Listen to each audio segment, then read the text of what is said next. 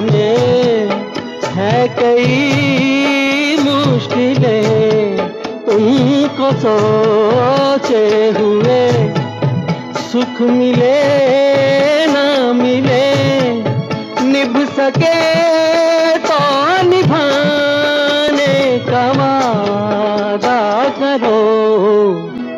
नमस्कार मित्रों, मैं उमेश कुमार राय और आप देख रहे हैं झारखंड जनसंचार। मित्रों, जिंदगी में अवसरों का लाभ लेना एक सर्वमान्य नियम है, लेकिन ये जीवन खुद में भी एक अवसर ही है जो सिर्फ एक बार ही मिलता है। इसलिए जरूरी है कि इसका हंसते मुस्कुराते हुए भरपूर फायदा उठाया जाए। हर लम्हा, हर क्षण बहुत कीमती है, क्योंकि एक बार गुजर जाने के बाद ये वापस नहीं आएगा। कहते हैं कि जीना तो हर हाल में ही है, तो मुस्कुरा के जीने में क्या हर्ज है। नए दोस्त बनाते चलिए, नफरत मिटाते चलिए, खुद को संवारते चलिए, भला कीजिए। जीवन इतना ही सरल और सादा है। मित्रों, हमने अपने चैनल पर एक नए श्रृंखला की शुरुआत की है जिसका नाम है सुहाना सफर विद उमेश कुमार राय। इस श्रृंखला में आज हम आपसे रूबरू कराएंगे एक ऐसे कलाकार को जो किसी परिचय के मोहताज नहीं।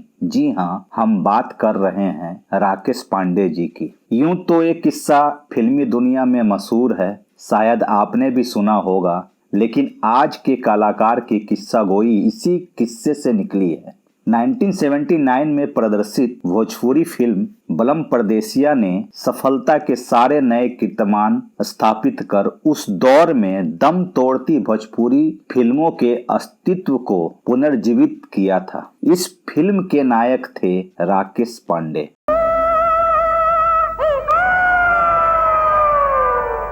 चौड़ी पत्थर की रे मारे गुललवा जियरा उड़ी उड़ी जाए, गोरकी पत्थर की रे मारे गुललवा जियरा उड़ी उड़ी जाए। सैया समरकारी हो। यूं देखा जाए तो 60 के दशक में जब फिल्मों में अभिनेता राकेश पांडे ने पदार्पण किया था, उस वक्त दर्शकों के बीच उन्हें दिलीप कुमार कहा जाने लगा था। वैसे जिन्होंने सुपरस्टार राजेश खन्ना की फिल्म अमर प्रेम देखी होगी, उन्हें फिल्म के कैरेक्टर आनंद बाबू की पत्नी के भाई का कैरेक्टर जरूर याद होगा, जो पुष्पा यानी शर्मिला टैगोर के पास जाकर आनंद बाबू को उसके पास आने से मना करने को कहता है। अपनी छोटी सी भूमिका में अभिनेता राकेश पांडे ने सिने दर्शकों को प्रभावित करने में कामयाब रहे थे। बॉलीवुड के नामचीज निर्माता निर्देशक भी उस दौर में उन पर ध्यान देने लगे थे। निर्देशक सत्येन बोस से उनकी मुलाकात को अभिनेता राकेश पांडे ईश्वर की असीम कृपा मानते हैं। कारण ये कि आंसू बन गए फूल के लिए एक युवा कलाकार की आवश्यकता थी। इस फिल्म में एक विशेष भूमिका के लिए अभिनेता राकेश पांडे को पहली मुलाकात में ही उन्होंने पसंद कर लिया। इस फिल्म के बाद सारा आकाश के लिए निर्देशक बासु चटर्जी ने अभिनेता राकेश पांडे को नायक की भूमिका के लिए चुन लिया। सारा आकाश की भूमिका राकेश पांडे के लिए काफी चुनौतीपूर्ण थी। पहले तो उन्हें लगा कि वे ये भूमिका नहीं कर पाएंगे, परंतु बासु चटर्जी ने काफी समझाने और हिम्मत देने के बाद वो तैयार हो गए। सारा आकाश के नायक वाले कैरेक्टर के बारे में पूछे जाने के बाद अभिनेता राकेश पांडे आज भी रोमांचित हो जाते हैं और बतौर नायक अपनी पहली फिल्म सारा आकाश के समय की यादों में खो जाते हैं। बकौल राकेश पांडे सारा आकाश का नायक ऐसा है जिसकी आर्थिक स्थिति काफी दयनीय होती है, परंतु वह पढ़ा लिखा है और उसके सामने कुछ लक्ष्य हैं। बहुत सी आकांक्षाएं उनके दिल में घूमती रहती है। वे भावुक हैं, घुटन भरा है दिल में, परंतु खामोशी से अपने दिल की वेदना को झेलता है। उनकी सारी आकांक्षाओं को कुचल दिया जाता है, उनकी शादी करा दी जाती है। शादी की पहली रात को ही उसके और उसकी पत्नी के बीच एक दरार पड़ जाती है। इस कारण वह मन ही मन पछताता तड़पता रह जाता है। यूं कहिए, नायक अपनी भविष्य बचाने की चाह में दूसरी गुत्थियों में उलझता चला जाता है। इस तरह की कई उलझी हुई मन स्थितियों को मूर्त करना व उस मध्यवर्गीय युवक यानी कि नायक को पर्दे पे जीवित करना मेरे लिए कठिन था, परंतु फिल्म के निर्देशक वासु चटर्जी के कुशल मार्गदर्शक की वजह से मैं कर पाया। सारा आकाश का नायक मुझे आज भी आत्मबल प्रदान करता है। 1969 में प्रदर्शित फिल्म सारा आकाश उपन्यासकार राजेंद्र यादव के उपन्यास पर आधारित थी। इस फिल्म को राष्ट्रपति अवार्ड से भी नवाजा गया था। सन 1946 में हिमाचल प्रदेश में जन्मे अभिनेता राकेश पांडे ने शमशेर हाई स्कूल नाहन हिमाचल प्रदेश 1961 में मैट्रिक करने के बाद JRR कॉलेज हिमाचल प्रदेश से अपने पढ़ाई पूरी की और Bharatendu academy of dramatic arts से स्नातक की डिग्री लेने के पश्चात उन्होंने Indian film and television institute Pune की ओर अपना रुख किया।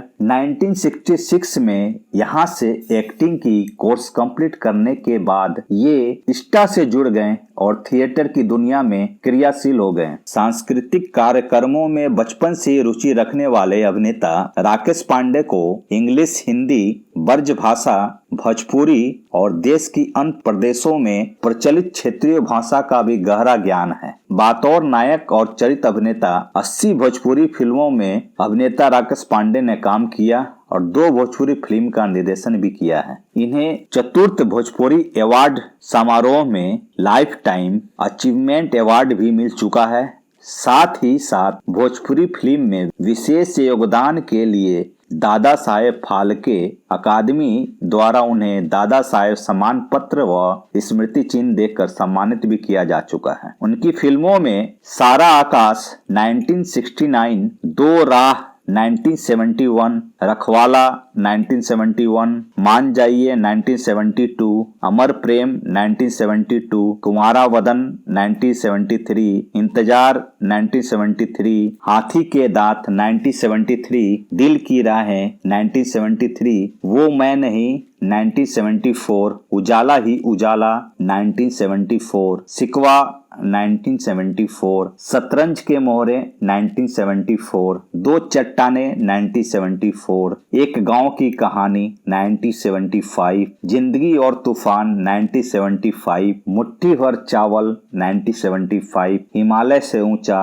1975, अपने दुश्मन 1975, आंदोलन 1975, जीवन ज्योति 1976, आरंभ 1976, जिंदगी 1976, यही है जिंदगी 1977, टूटे खिलौने 1978, दरवाजा 1978, मेरे रक्षक 1978, बलम परदेसिया भोजपुरी 1979, मंजिल 1979, गोरिया दिया झांझड़ ब्रज भाषा में 1980, अब्दुल्ला 1980, नई इमारत 1981, महाबली हनुमान 1981, धरती मैया भोजपुरी 1981, संत गायनेश्वर 1982, अपराधी कौन 1982, माया बाजार 1984, चांदनी बनी चुड़ैल 1984, भैया दूज भोजपुरी 1984, युद्ध 1985,